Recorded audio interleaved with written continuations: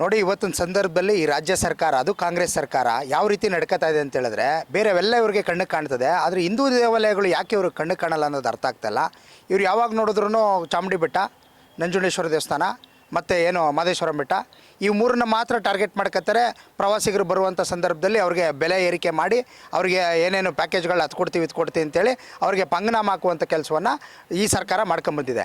ಆದರೆ ಇವ್ರ ಕಣ್ಣಿಗೆ ಯಾಕೆ ಪುರಾತನ ದೇವಾಲಯಗಳು ಕಾಣ್ತಾ ಇಲ್ಲ?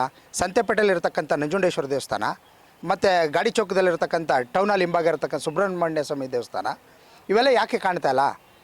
ಇದು ನಿಮ್ಮ ಗಮನಕ್ಕೆ ಬರ್ತಾ ಇಲ್ವಾ? ಇದನ್ನೆಲ್ಲ ಡೆವಲಪ್ಮೆಂಟ್ ಮಾಡುವಂಥ ಕೆಲಸ ಯಾಕೆ ಮಾಡ್ತಾಯಿಲ್ಲ? ಹಲವಾರು ದೇವಾಲಯಗಳಿದೆ, ಹೇಳ್ತಾ ಹೋದರೆ ಒಂದು ಪಟ್ಟಿನೇ ಇದೆ.